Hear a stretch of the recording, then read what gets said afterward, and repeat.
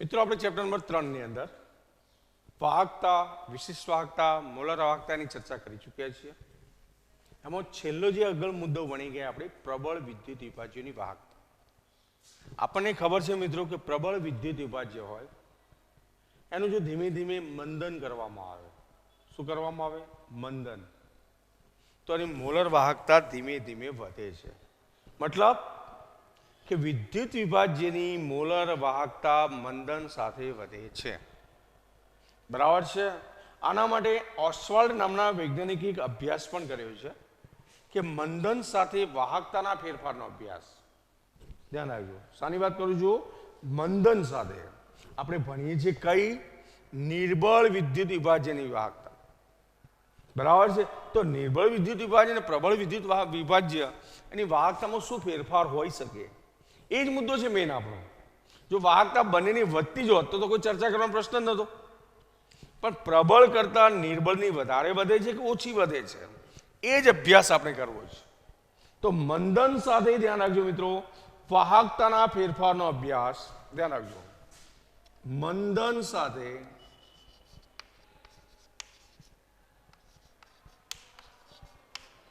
વાહકતાના ફેરફારનો અભ્યાસ.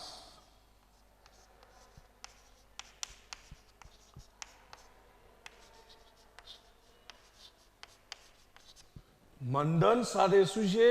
વાહકતાના ફેરફારનો અભ્યાસ વૈજ્ઞાનિક કોને કર્યો છે? ઓસ્વાલ્ડે.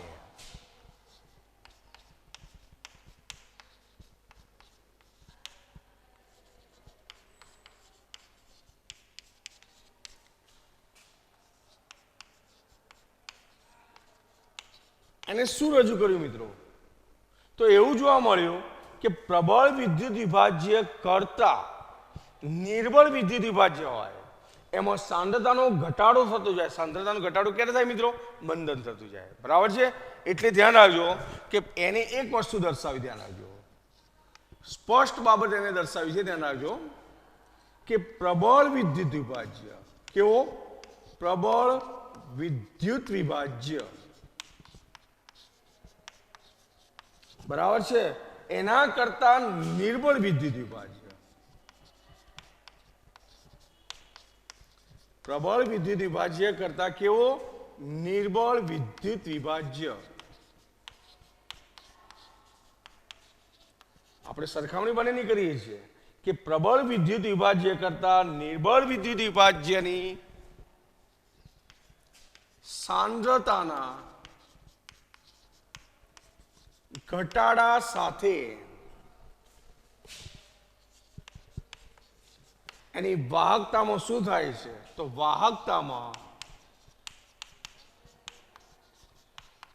વિશેષ વધારો. મતલબ પેલામાં જે વધારો થતો એ વધારો તો ખરો, પણ એના કરતા પણ વિશેષ અલગ રીતે, ધ્યાન રાખજો, વિશેષ વધારો જણાય છે.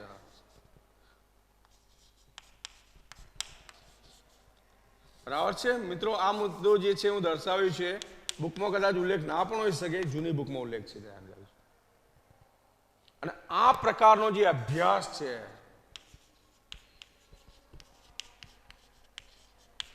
આખું ધ્યાન રાખજો, આ પ્રકારનો જે પણ અભ્યાસ છે શું નામ આપ્યું છે? ઓસ્વાલ્ડના મંદનનો નિયમ કહે છે. શું કહે છે? ઓસ્વાલ્ડનો મંદનનો નિયમ. કયો નિયમ? મંદનનો નિયમ કહે છે. સમજો બરાબર. આ વસ્તુ આપણે અગાઉના લેક્ચરમાં તમને ખબર હોય તો મેં આલેખ પણ દોર્યો તો તમને ખબર હશે મિત્રો કે આલેખમાં પણ આપણે સ્પષ્ટ બાબત જોઈ હતી કે એમાં શું હતું કે પ્રબળ વિદ્યુત વિભાજ્ય માટે સીધી લીટા હતી, સીધી લીટીનો આલેખ હતો. નિર્બળ વિદ્યુત વિભાજ્ય માટે વક્ર હતો. બરાબર છે. એટલે સ્પષ્ટ દર્શાવું છું, ધ્યાન રાખજો કે CH3COOH જેવો, આ CH3COOH કેવો વિદ્યુત વિભાજ્ય મિત્રો? નિર્બળ છે. બરાબર છે. એટલે સીધું લખી શકું CH3COOH જેવા કેવા? નિર્બળ વિદ્યુત વિભાજ્ય. કેવું વિદ્યુત વિભાજ્ય? નિર્બળ વિદ્યુત વિભાજ્ય ની ઊંચી સાંદ્રતાએ, બરાબર છે, ઊંચી સાંદ્રતાએ એનો વિયોજન અંશ કેવો હશે મિત્રો? તો નિર્બળનો મતલબ શું? કે એનું વિયોજન ઘણું ઓછું હોય, બરાબર છે. ટકામાં વાત કરીએ તો 100% જો વિયોજન થાય તો પ્રબળ છે, સંપૂર્ણ પ્રબળ છે. પણ માની લો કે વિયોજન 2% થયું, 3% થયું, 15% થયું, તો એ નિર્બળ કહેવાય. તો વિયોજન અંશ હંમેશા એકની સાપેક્ષમાં હોય, તો 0.01 હોઈ શકે, 0.02 હોઈ શકે, 0.2 હોઈ શકે, આવા બધા, બરાબર છે. તો એ વિયોજન અંશ કેવા હશે? નીચા હશે. આપણે લખી શકીએ કે CH3COOH જેવા નિર્બળ વિદ્યુત વિભાજ્યની ઊંચી સાંદ્રતાએ વિયોજન અંશ મિત્રો કેવો હોય છે? નીચો હોય છે. કેવો હોય છે? નીચો હોય છે.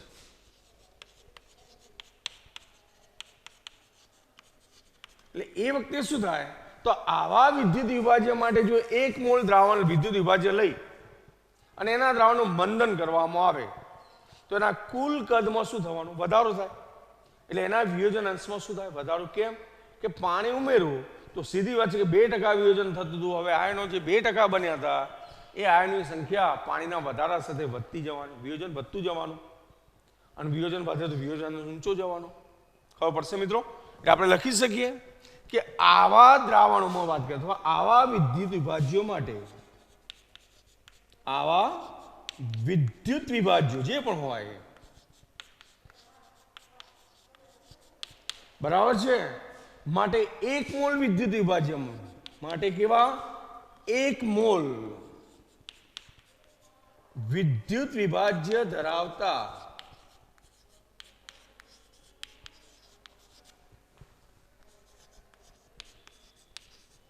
શું થયું છે? સમજો કે નિર્બળ વિદ્યુત વિભાજ્યની વાત કરી છે આપણે, કે આવા વિદ્યુત વિભાજ્ય માટે 1 મોલ વિદ્યુત વિભાજ્ય ધરાવતા દ્રાવણનું મંદન થવાથી અથવા મંદન કરવાથી, મંદન કર્યું એટલે પાણી ઉમેર્યું અથવા દ્રાવક ઉમેર્યો, જે પણ દ્રાવક હોય ઉમેર્યો એટલે મંદન કહેવાય ને. પાણી દ્રાવક હોય તો પાણી ઉમેરો. તો મંદન કરવાથી શું થશે? તેના કુલ કદમાં શું થશે? તો થતો જે વધારો છે એની સાથે શું થવાનું? એની વધારો થશે તો એની સાથે શું થશે મિત્રો? તો સીધી વાત છે કે વિયોજન અંશમાં વધારો થાય છે. શામાં? વિયોજન અંશ માં વધારો થાય. અને મિત્રો તમે જાણો છો કે વિયોજન અંશનો આપણે સિમ્બોલ કયો લીધો છે? આલ્ફા. તો વિયોજન અંશમાં વધારો થાય છે, પરિણામે આયનોની સંખ્યામાં શું થયો? વધારો થવાનો. એટલે એની મોલર વાહકતામાં શું થાય? વધારો થાય છે. આપણે લખી શકીએ કે પરિણામે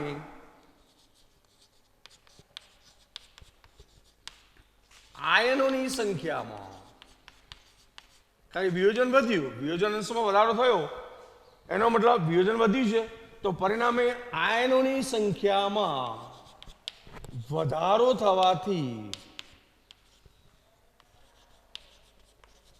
શું થશે? તેની મોલર વાહકતા લેમ્ડા એમ માં શું થાય છે? વધારો થાય છે. સમજ પડશે મિત્રો? મતલબ કે પ્રબળ વિદ્યુત વિભાજ્ય કરતા નિર્બળ વિદ્યુત વિભાજ્યનું મંદન કરો તો એની મોલર વાહકતાનો વિશેષ વધારો થાય છે. બરાબર છે મિત્રો? ધ્યાન રાખજો કે આના આલેખની પણ ફરીથી ચર્ચા કરી છે. મિત્રો ધ્યાન રાખજો કે આલેખમાં એક વસ્તુ આપણે દર્શાવી હતી, તમને ખબર હશે, બરાબર? ધ્યાન રાખો. તો હવે પછીના મુદ્દામાં આગળ ચર્ચા કે નોટ કરતા રહેજો મિત્રો દરેક મુદ્દાની, એટલે પાછળ પ્રશ્ન ન રહે તમને.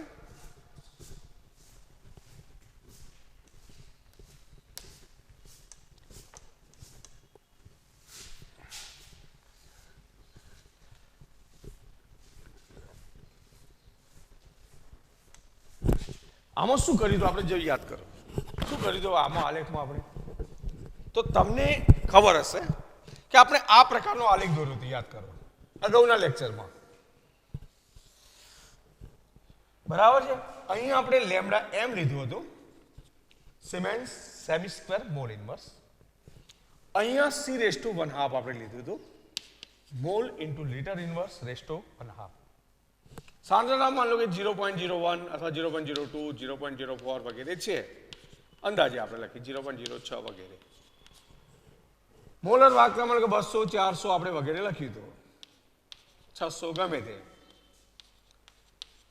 તો તમને એક વસ્તુ સ્પષ્ટ જોવા મળે કે KCl જેવો પ્રબળ વિદ્યુત વિભાજ્ય હોય તો આલેખ સીધી રેખા હતો યાદ છે એટલે આનો આંતરછેદ તમે સીધો શોધી શકતા હતા જે અહીંયા મળે એ લેમ્ડા 0 એમ આપણે કહી શકતા શું કહી શકતા હતા લેમ્ડા 0 એમ પણ એસિડિક એસિડ જેવો નિર્બળ વિદ્યુત વિભાજ્ય હોય તો આલેખ આ રીતે તમને મળતો બતાવ્યો હતો મતલબ આ આલેખ ક્યાં સ્પર્શે કહી શકશો ખરા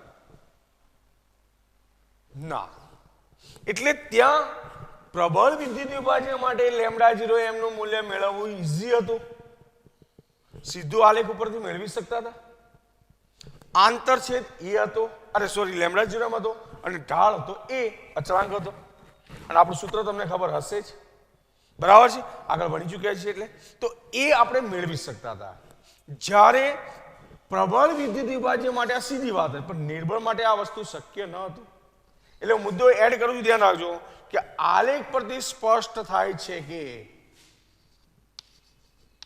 આપણે જે આલેખ દોર્યો છે એનો તો આલેખ પરથી શું સ્પષ્ટ થાય છે મિત્રો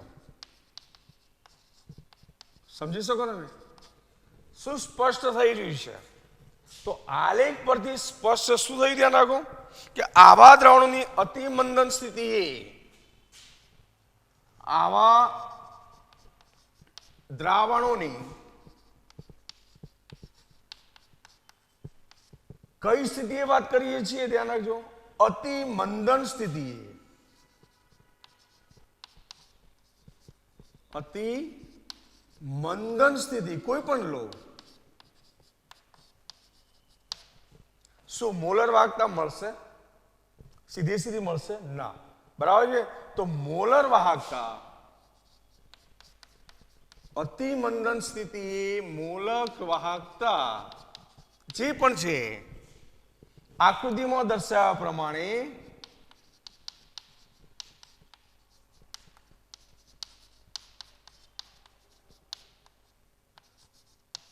કયા સ્વરૂપે મળે છે કયા સ્વરૂપે જોવા મળે છે મિત્રો તો વક્ર સ્વરૂપે ધ્યાન રાખજો વક્ર રૂપે જોવા મળે છે અથવા વક્ર સ્વરૂપે જોવા મળે છે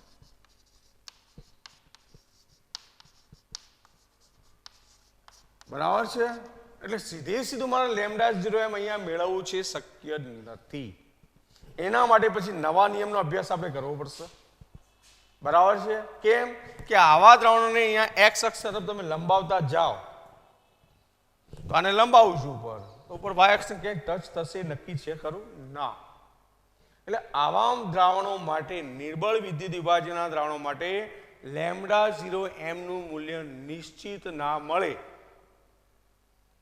સમજ પડે છે આલેખ ઉપરથી મેળવવું હોય તો શક્ય નથી બરાબર એટલે આપણે લખી શકીએ કે આવા દ્રાવણોમાં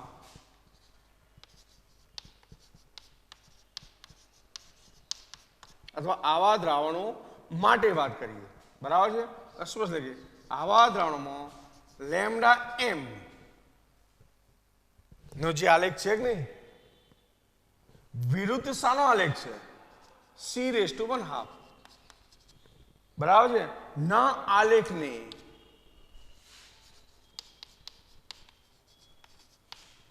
કયા અક્ષ તરફ લંબાવ્યું લંબાવ્યું તો x તરફ જ છે ડાબી બાજુ બરાબર એટલે x અક્ષ તરફ લંબાવતા તો શું થાય છે આને લંબાવીએ તો શું મળશે આંતરછેદ મળશે ખરો તો આપણે લખી શકીએ લંબાવતા આંતરછેદ ક્યાં ટચ થશે? આ જેમ કેસીએલ ટચ થયું એમ અહીંયા હું CH3COOH કહું, આ CH3COOH નો આલેખ છે. તો આંતરછેદ મળે છે ખરો મિત્રો? ના. તો આંતરછેદ મળતો ન હોવાથી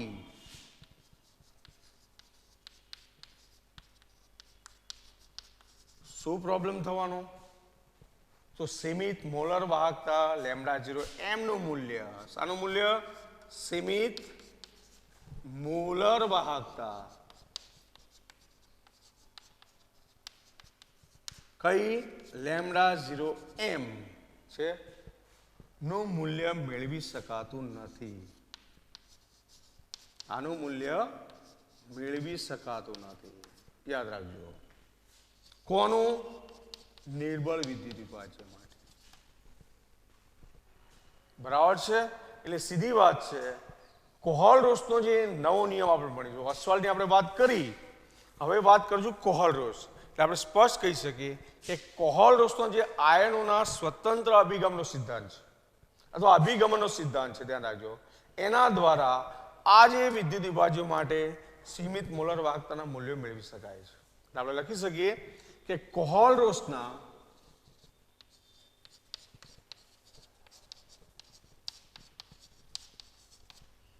આયનોના સ્વતંત્ર અભિગમ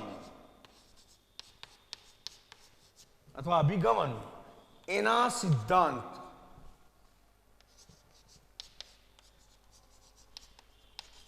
દ્વારા આવા વિદ્યુત વિભાજ્યો માટે શું? તો સીમિત મોલર વાહકતાનું મૂલ્ય જે છે મેળવી શકીશું. બરાબર? એટલે આવા વિદ્યુત વિભાજ્યો માટે સીમિત મોલર વાહકતાના મૂલ્યો મેળવી શકાય છે. હવે એ મિત્રો આપણે નિયમ ભણીશું ત્યારની વાત છે. આના પછીનો જે ટોપિક છે એની મોલર વાહકતા આપણે નિર્બળ બી મેળવી છે. તો કોહલરોસનો નિયમ આપણે આના પછીના લેક્ચર, આજે અથવા લેક્ચરમાં જ અથવા આના પછીના ટોપિકમાં આપણે ભણીએ છીએ. મિત્રો ધ્યાન રાખજો. બરાબર છે? તો પછીનો મુદ્દો લઈએ છે, તો ધ્યાન રાખજો. એના પછીનો મુદ્દો આપણો સળંગ ચાલુ છે હાલ.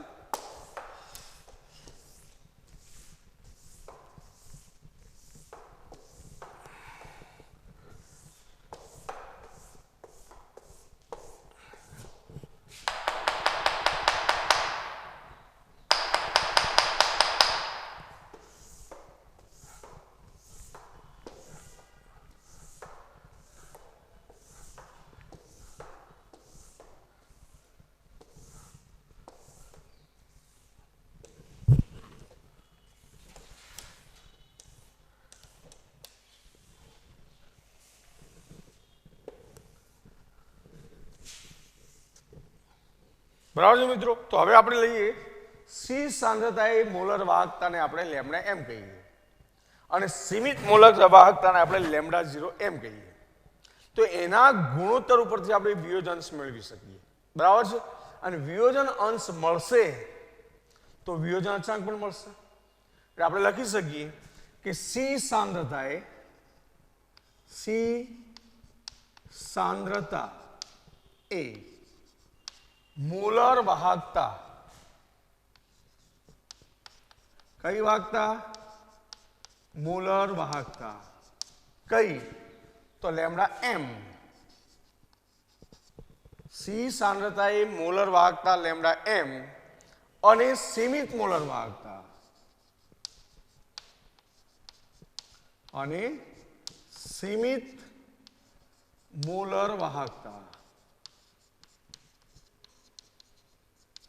કઈ? તો λ0m. સી સાંદ્રતા મોલર વાહકતા અને સીમિત મોલર વાહકતા, બંનેનો સંબંધ તો તમને ખબર હોવી જોઈએ, પહેલા બંનેના મૂલ્યોની તો ખબર હોવી જોઈએ ને. તો બંને જે વાત કરીએ છીએ ધ્યાન રાખજો, સી સાંદ્રતા એ મોલર વાહકતા અને સીમિત મોલર વાહકતા ના ગુણોત્તર પરથી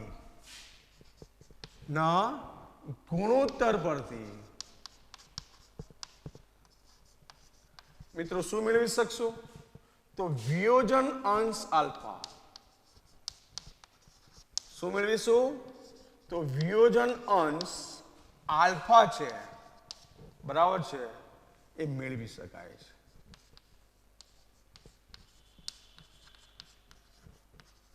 બરાબર છે મિત્રો. તો સી સાંદ્રતા એ મોલર વાહકતા કેટલી પહેલા તો એ તો ગણવી પડે મિત્રો, ગણ્યા વગર નહીં. બરાબર. તો સી સાંદ્રતા એ મોલર વાહકતા આપણી લેમ્ડા એમ છે અને સીમિત મોલર વાહકતા લેમ્ડા 0 એમ છે, બરાબર છે. તો આલ્ફા બરાબર હું લખી શકું વિયોજન અંશ માટે વિયોજન અંશ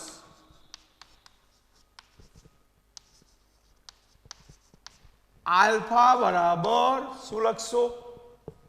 શું લખીશું? લેમ્ડા એમ છેદમાં કેપિટલ લેમ્ડા 0 એમ. મતલબ કે સી સાંદ્રતા મોલર વાહકતા અને સીમિત મોલર વાહકતાનો ગુણોત્તર એટલે વિયોજન અંશ, બરાબર છે. હવે આપણે એક વસ્તુ જાણી છે, ધોરણ 11 ભણી ચૂક્યા છો તમે. તો આપણે જાણીએ છીએ કે વિયોજન અંશનું સૂત્ર શું? તો આપણે જાણીએ છીએ કે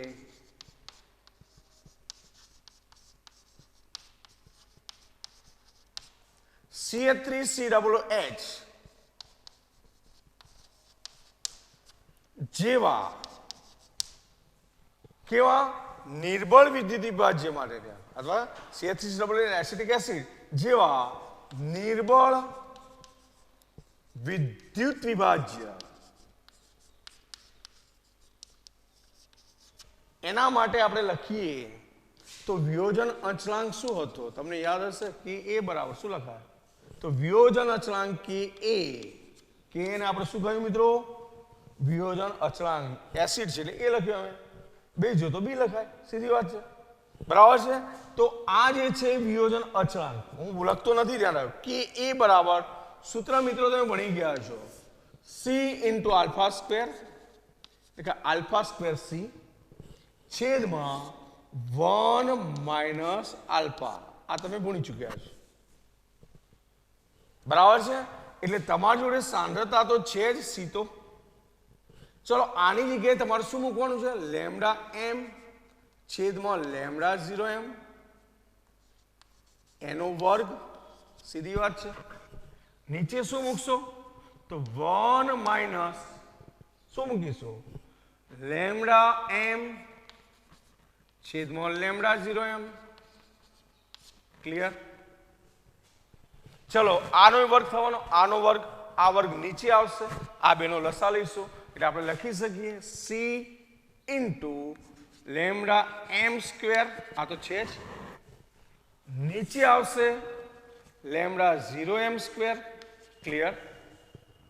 અને અહીંયા આપણે લસા લઈશું લેમ્ડા 0 એમ, તો ઉપર શું આવશે?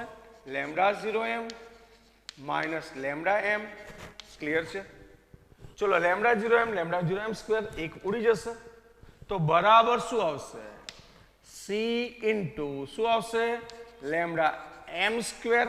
ક્લિયર? અને બીજું શું આવશે? તો લેમ્ડા 0 એમ કૌંસમાં લેમ્ડા 0 એમ માઇનસ લેમ્ડા એમ. તો આ રીતે નિર્બળ વિદ્યુત વિભાજ્યનો વિયોજન અચળાંક પણ ગણી શકાય છે.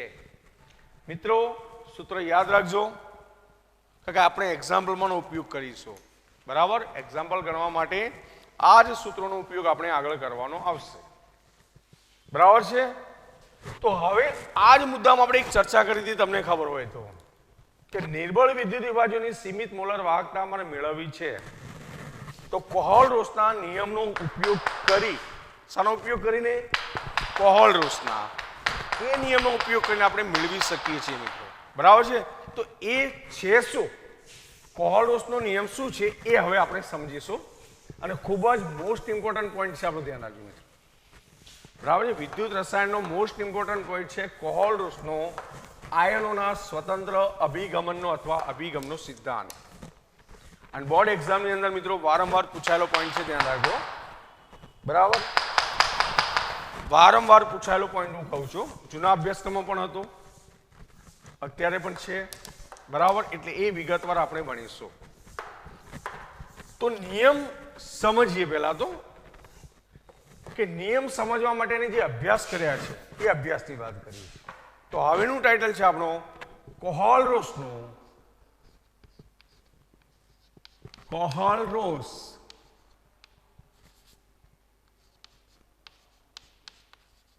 નો આયનોના સ્વતંત્ર અભિગમનો સિદ્ધાંત.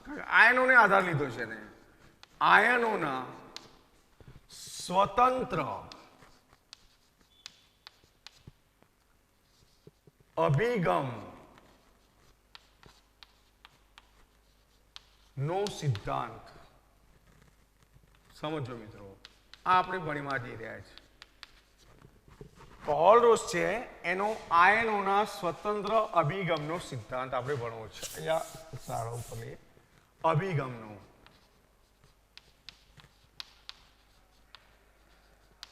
સિદ્ધાંત. બરાબર, કોહલરોસનો આયનોના સ્વતંત્ર અભિગમનો સિદ્ધાંત. મિત્રો પરીક્ષામાં પ્રશ્ન આ રીતે પૂછાય છે, ધ્યાન રાખજો, કે કોહલરોસનો આયનોના સ્વતંત્ર અભિગમનો સિદ્ધાંત અથવા અભિગમનનો પણ શબ્દ હોઈ શકે. સિદ્ધાંત સમજાવો, આ નિયમની ફલશ્રુતિ જણાવો, અથવા અગત્યતા અથવા અનુપ્રયોગો જણાવો. કારણ કે આપણો મૂળ હેતુ શું હતો? વિદ્યુત વિભાજ્યોની સીમિત મોલર વાહકતા મેળવવી. મોલર વાહકતા આપણે વાહકતા કોષનો ઉપયોગ, બરાબર છે, મેળવી શકવાના છે, એમાં કોઈ પ્રોબ્લેમ નથી. પણ અનંત મંદને મોલર વાહકતા મેળવવી છે. બરાબર, આ પ્રયત્ન કોહલરોસનો હતો. તો કોહલરોસને આલેખ દ્વારા પ્રબળ વિદ્યુત વિભાજ્યોની મોલર વાહકતા તો મળી, પણ નિર્બળની મળી નહીં. એટલે એનો અભ્યાસ કર્યો એને, કે કેટલાક પ્રબળ વિદ્યુત વિભાજ્યોના માટે લેમ્ડા જીરો એમના મૂલ્યો મેળવવા. બરાબર છે, અને એના અભ્યાસ ઉપરથી એને સરખામણી જોઈ, કે માનો કે ધનાયન સમાન રાખીને ઋણાયન બદલું અને મોલર વાહકતાનો તફાવત મેળવો તો કેટલો મળે છે. ઋણાયન સમાન રાખીને ધનાયન બદલતા જઈએ, બરાબર, અને મોલર વાહકતાનો તફાવત ગયો તો કેટલો મળે છે. એ તફાવતો એને લગભગ સરખા જોવા મળે. ધનાયન અચળ રાખ્યો, ઋણાયન બદલતા ગયા. બરાબર છે, તો એ વખતે મોલર વાહકતાને જે ડિફરન્ટ હતા, બે વિદ્યુત વિભાજ્યો એના ડિફરન્ટ જોયા મોલર વાહકતાના, તો એ સમાન મળ્યા. બરાબર છે, ધનાયન અચળ રાખીને જગ્યાએ ઋણાયન અચળ રાખીને ધનાયન બદલતો ગયો. બરાબર છે, સમૂહ એક જ લયો ધનાયન માટે. પહેલો સમૂહ તો પહેલો કે પ્લસ Na પ્લસ, સમજ પડે છે, CS પ્લસ Li પ્લસ, આ રીતે. તો પણ એને ડિફરન્ટ જોઈએ તો લગભગ સમાન આવે. અને એના ઉપરથી એ તારણ ઉપર આવ્યો કે મોલર વાહકતા જે છે એ ધનાયન કો તો ઋણાયન ઉપર આધારિત તો છે જ. વિદ્યુત વિભાજ જે છે એટલે આયન તો હોય ને હોય, એટલે આયનોને આભારી છે, એ તારણ ઉપર આવ્યો. અને પછી એને નિયમ રજૂ કર્યો, ધ્યાન રાખજો. એટલે શું કર્યું છે કે વૈજ્ઞાનિક કોહલરોસે, મુદ્દા હું લખતો જઉં છું મિત્રો, એક પછી એક નોંધતા જજો સાથે સાથે. જેટલો ટોપિક પૂરો થાય આપણે આ લેક્ચરમાં પૂરો કરીએ છીએ, બાકી રહેશે તો પછીના લેક્ચરમાં જોઈશું. તો વૈજ્ઞાનિક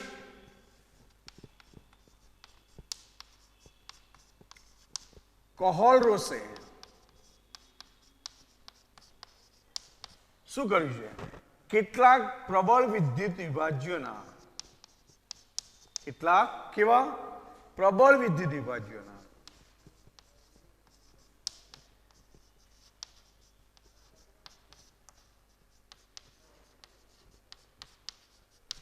શાનો અભ્યાસ કર્યું છે? લેમ્ડા ઝીરો એમ ના મૂલ્યોનો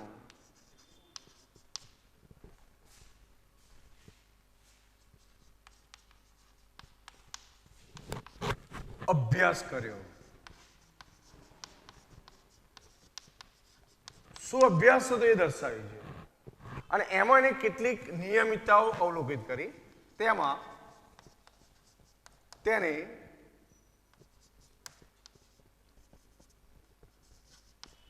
કેટલીક નિયમિતતાઓ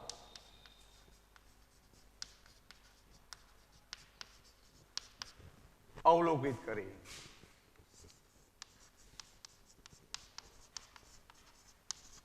કઈ અવલોકિત કરી મિત્રો ધ્યાન રાખજો. જેમ કે 298 કેલ્વિન તાપમાને NaX અને KX. X એ સામાન્ય ઋણાયન છે અથવા હેલોજન છે, બરાબર છે, જે પણ અચળ ઋણાયન. એટલે લખી શકું છું જેમ કે 298 કેલ્વિન તાપમાને કયા સંયોજનો પ્રબળ વિદ્યુતીય કયા? તો NaX અને KX. જ્યાં X શું છે મિત્રો? તો અચળ ઋણાયન છે. જ્યાં X બરાબર અચળ ઋણાયન લીધો આપણે.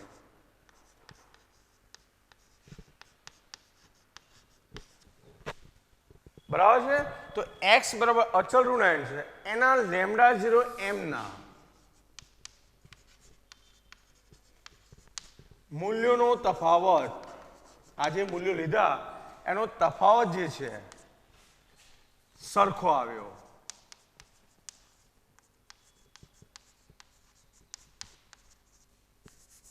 બરાબર છે. કેવો તફાવત? તો સમજો. દાખલા તરીકે એક λ0m KBr લીધો, તો બીજું એને લીધું λ0m NaBr. બરાબર છે. KCl લીધો તો NaCl. એટલે લખ્યું λ0m કયું? KCl લીધું. તો સાથે અચળ ઋણાયન રાખ્યું છે એને, અને ધનાયન એને લીધો છે, એને પ્લસ, અને માઇનસ λ0m NaCl લીધું. એક આ બેનો તફાવત જોયો. એ જ રીતે λ0m KBr લીધો અને λ0m NaBr લીધો. આ બેનો તફાવત જોયો. ત્રીજું λ0m KI લીધો અને ડિફરન્ટમાં બાદબાકી કરી λ0m NaI. તો મિત્રો આ મૂલ્ય મળ્યું 23.4. કેટલું મળ્યું? તફાવત જોજો જરા. ઋણાયન મેં અચળ રાખ્યું. Cl તો Cl, Br તો Br, I તો I. ધનાયનની વાત કરીએ, K પ્લસ મોટા કદનો, Na પ્લસ એનાથી નાના કદનો છે, તો મોટાને પહેલા રાખ્યો, નાનાને પછી રાખ્યો છે. બરાબર છે. તો એ ડિફરન્સ મળ્યો 23.4 siemens into semi square into mall inverse. આ મળ્યો. એ જ રીતે હવે શું કર્યું? એને ઋણાયન અચળ રાખ્યો, ધનાયન બદલતો ગયો. ખબર? અરે સોરી, ઋણાયન બદલતો ગયો, ધનાયન અચળ રાખ્યો. બરાબર છે. તો દાખલા તરીકે એ જ વાત કરું. એ જ રીતે દાખલા તરીકે એને લીધો λ0m, એક લીધો છે NaBr. બરાબર. અને બીજું લીધું λ0m NaCl લીધું. તો ધનાયન અચળ થયો ના થયો? અહીંયા શું અચળ હતું? ઋણાયન. તો અહીંયા ધનાયન અચળ લીધો, બેનો ડિફરન્ટ લીધો. એ જ રીતે λ0m KBr લઈ અને λ0m KCl લઈ અને બેનો તફાવત જોયો. તો મિત્રો આ મૂલ્ય મળ્યું 1.8 siemens semi square into mall inverse. આ મૂલ્ય મળ્યું. અને આના ઉપરથી એક ચોક્કસ તારણ ઉપર આવ્યો. કયું તારણ? કે આ જે મોલર વાહકતા મળી છે એ મોલર વાહકતા માટે જવાબદાર આખું સંયોજન ન હોતા એમાં રહેલા આયનો છે, અને એટલે પછી એને આયનીય મોલર વાહકતાનો પણ પ્રયોગ કર્યો. કઈ મોલર વાહકતાનો? આયનીય. અને આની આયનીય મોલર વાહકતાનો જે છે મેં વાત કરી એમ કે KCl છે, તો આના બે આયનો કયા? K પ્લસ અને Cl માઇનસ. તો K પ્લસ આયનીય મોલર વાહકતા, Cl માઇનસ એની આયનીય મોલર વાહકતા, બે શોધો, બેનો સરવાળો કરો તો એ KCl ની શું થઈ? સીમિત મોલર વાહકતા થઈ ગઈ, લેમ્ડા 0m. સીમિત હોય તો સીમિતના સંદર્ભમાં જ જોવાનું, બરાબર છે. સામાન્ય સી સાંદ્રતા તો સી સાંદ્રતા જુઓ. આપણે વાત કરી છે લેમ્ડા 0m ની, મિત્રો ધ્યાન રાખજો. સીધો લેમ્ડા m તો સી સાંદ્રતા મળે ને મળે, એ પછી પ્રબળ હોય કે નિર્બળ હોય, બરાબર છે મિત્રો. તો આ પરિણામો નોંધી રાખજો. નિયમની ચર્ચા આપણે પછીના લેક્ચરમાં કરીશું. Okay, thank you.